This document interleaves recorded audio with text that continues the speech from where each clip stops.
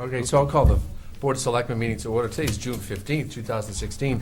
We've had the Pledge of Allegiance already, and we're starting our meeting at, is that 7:40? Any additional agenda and consent items? I know there are a few. I'd like to, under additions, under new business, number 2G, reappointment of the chief building official for discussion action. Okay. And 2H, under discussion action, unaffiliated compensation package. So we'll vote on those separately. To add 2G, the chief building official, to our agenda. All in favor, say aye. Aye. Okay. Any opposed? So 2H, the unaffiliated compensation and benefit package for the coming fiscal year, to add on to our agenda. Is there a second? Second. Okay, so I probably should have done it that way. All in favor, say aye.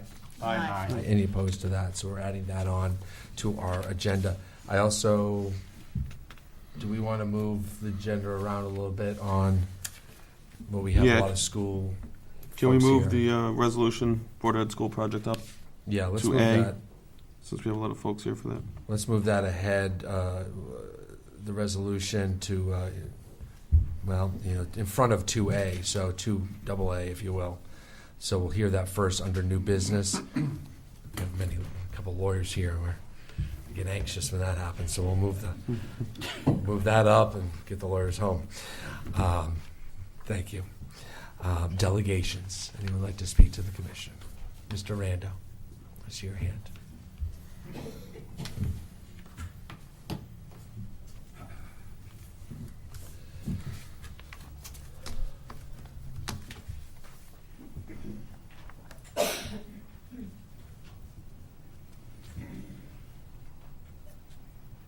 Mr. Rando, 194 Ronald, never mind, Ronald Rando, 194 Boston Post Road, East Lyme, Connecticut. I guess all of you ladies and gentlemen know who I am. First statement I would like to make, I would like to thank Miss Roseanne Hardy for her statement at the meeting the other night. If we're going to build it, let's build it right. I've been saying that for 20 years, haven't I? You have. Okay. I But I confirm want to that. congratulate you on that. I appreciate that. First question I have is on the town boat that I understand was sold for $8,500. I would like to know if that item went out to bid, because to me it sounds like it's an awful good deal for somebody. I think there was two motors on there in their day. They cost about 30 grand a piece. And it cost a lot more money to build that boat or buy that boat than $8,500.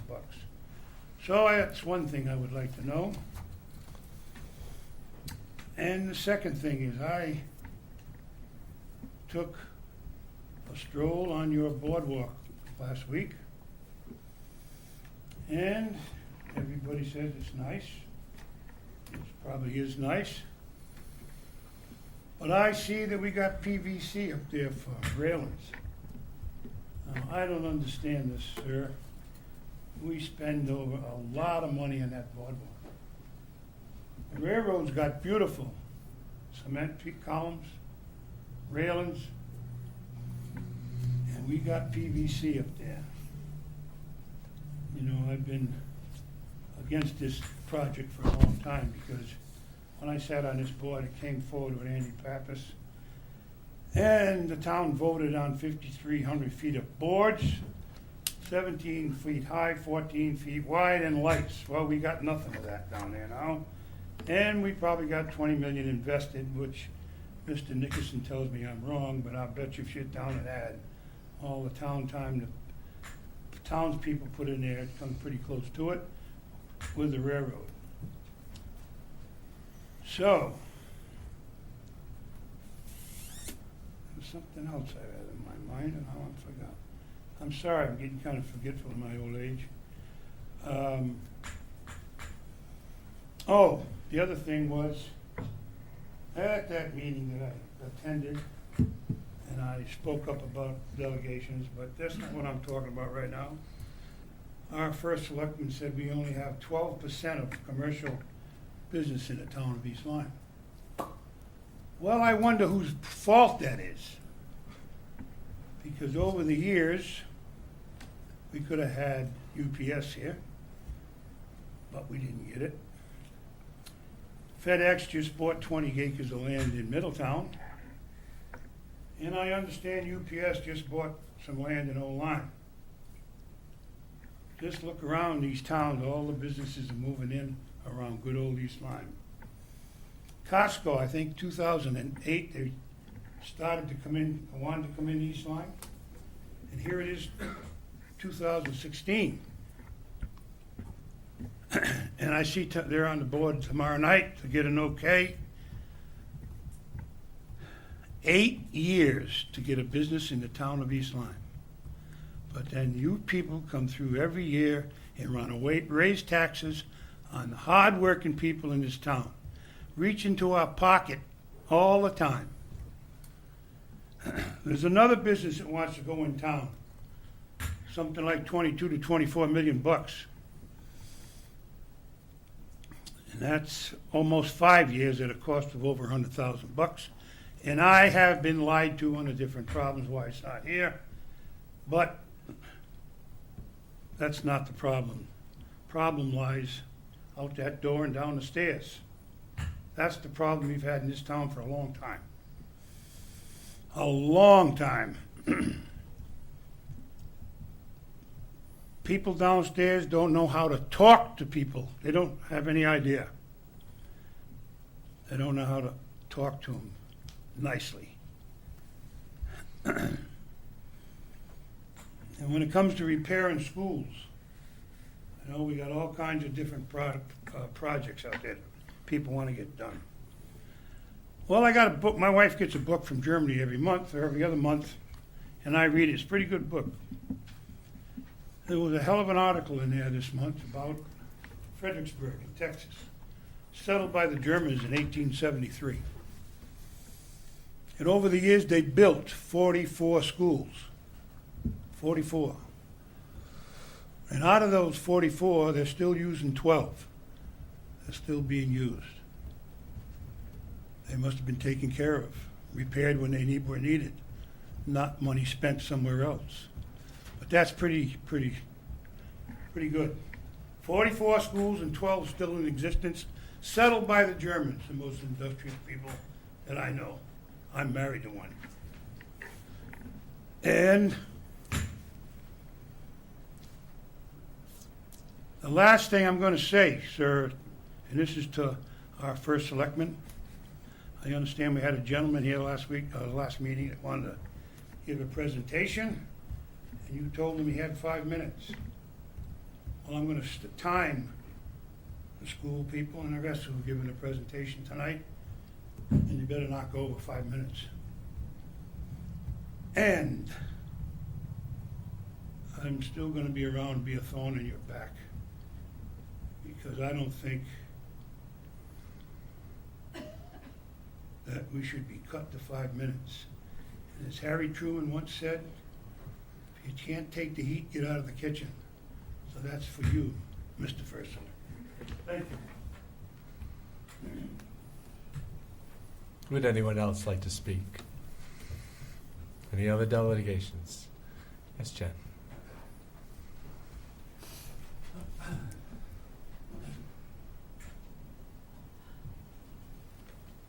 Jennifer Murray, 7 Tabernacle Avenue.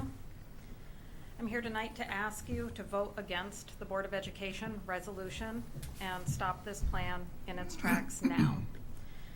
This resolution is to pass a plan that has been in place for only 3 months, as opposed to the previous plan, which had been in place for 14 months. The details of this plan were decided in secrecy, and the plans are extremely basic at this point because they have run out of money to pay the architect, who is now working for free, but with a guarantee he is the architect of the final project. So, of course, he will do his best to sell you this plan. The Board of Ed continually talks about declining enrollment, but have they mentioned to you that kindergarten enrollment is booming so much at this point that they may need to add up to 3 new sections of kindergarten enrollment? A problem that they could solve not by hiring 3 additional teachers, but by redrawing some lines in this district and utilizing the 3 great schools that we currently have to accommodate that boom. And I thoroughly believe that the town is not informed about what is actually in this plan. Rumors still abound. There have been no community forums to inform the public. Recently, a petition started circulating in town to inform people about this plan and to find out whether they supported it. At the Board of Education meeting on Monday night, after only about a day and a half of acquiring signatures, a petition was presented to them asking them to stop this plan that already had 248 signatures. That petition is now up to over 300 signatures. Again, in less than 4 days, 300 people in this town are already willing to sign and say, I will not support this plan. If you allow it to go forward, the chances of it passing referendum, when again in 4 days over 300 people are already willing to sign and say they do not support it, you're just allowing the Board of Education to spend more money on traffic plans, on completing the idea of this project, holding community forums and things like that. Why not vote this down tonight and ask them to come back to you before June 30th of next year, the next filing deadline, with a plan that has been fully vetted, with a plan that has been publicly talked about, with a plan where our town actually knows what's in the plan. At this point, they're just throwing good money after bad because, again, 300 signatures in less than 4 days with only a couple of people working on it. This plan is not going to pass referendum. Let's not waste any more money on it. Thank you. Anyone else like to speak? Okay, we'll move forward. Approval of the minutes special informational meeting of May 25th, 2016. So moved. Well,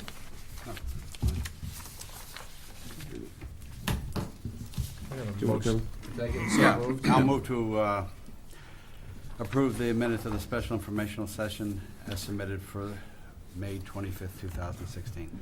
second. Okay, I'll let you second it then. Any comments, questions, corrections? All in favor, say aye. Aye. Any opposed? Any abstain?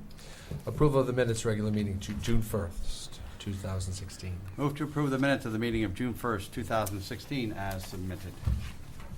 Second. Corrections, comments? All in favor, say aye. Aye. Aye. Any opposed? Any abstain? Consent calendar? Move to approve the consent calendar in the amount of $14,795 for the meeting of June 14th, 2016. Second. It's been seconded. Any comments, questions? All in favor, say aye. Aye. Any opposed? Any abstain? Great. Next up on our agenda, Flanders Fire Department Engine Replacement Plan. Before we begin this presentation, I'd like to make a comment. You may. This is a presentation that is on the agenda. I was just going to say It that. is scheduled to be on the agenda, and it will not be limited to 5 minutes. Of course not. The reason for the 5 minutes was because very frequently we have many people who would like to address the board and cannot stay here for 2.5 hours while someone else presents. We see this happen at some other board meetings. At the pleasure of the chair and the board, the 5-minute speaking time may be extended, as it was at the last meeting, and it was extended to over 13 minutes. Correct. That's all I have to say. Thank you. Anyway, you're out of order, sir. You're out of order. So let's carry on, okay? Let's stay within the rules of order here. We have a presentation tonight that's on the agenda, and we welcome the Flanders Fire Department up to make their presentation. Chief, do you need the, They need that? You have it all set up, really? Okay. Now, is it the same stuff that's in our packet? Yes. So we wouldn't have to change seats? we can, okay, great.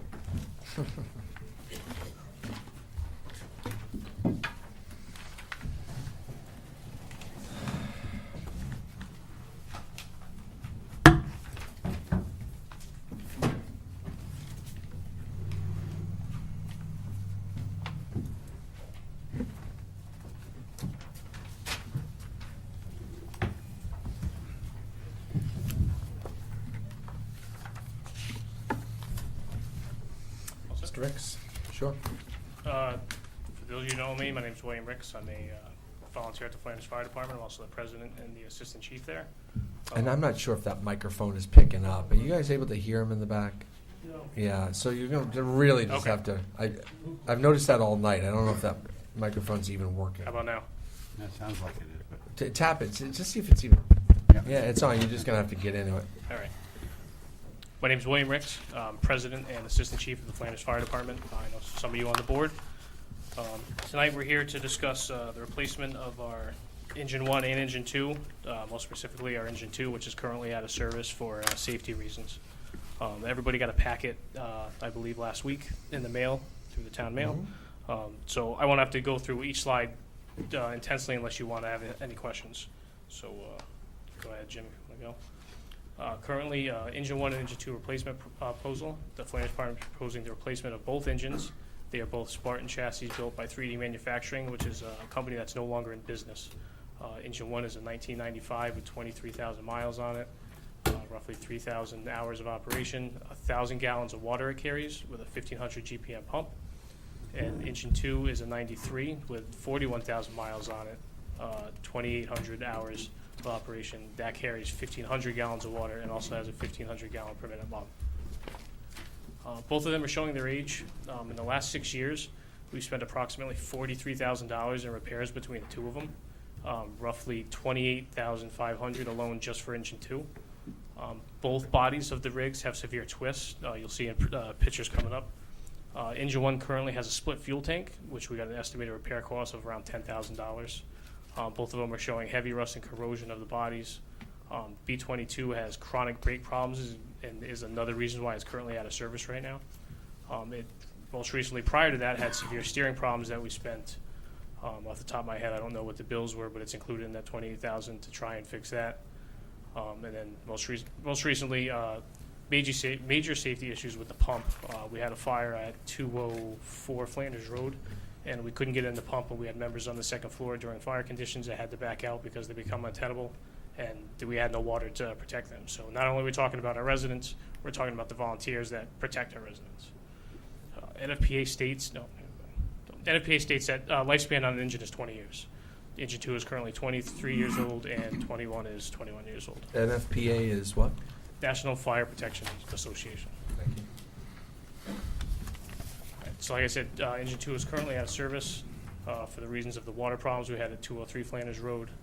It wouldn't go into gear. Like I said, members were calling for water a couple times, and they had to ultimately back out because it was unsafe for them to stay there.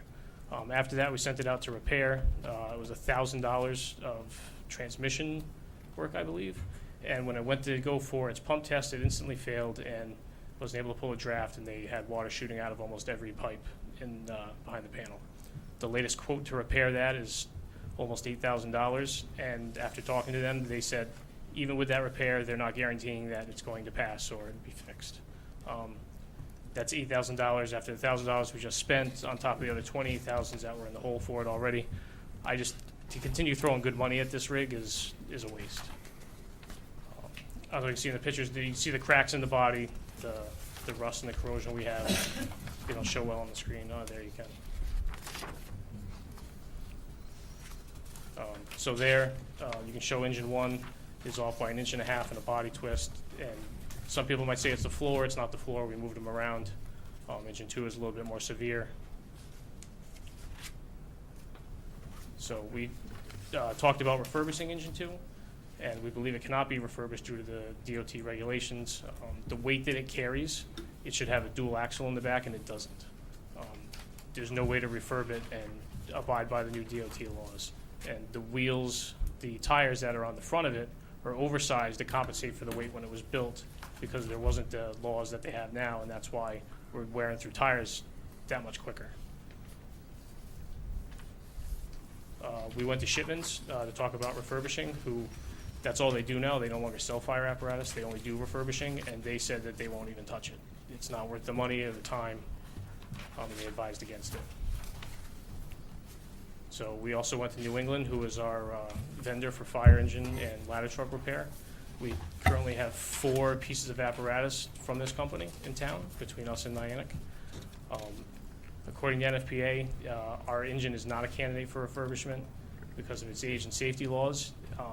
If they did refurbish it, they'd have to reframe the whole chassis, rebuild or replace the engine, upgrade the transmission due to the weight that it carries, because it shouldn't be carrying the weight that it has on a single axle.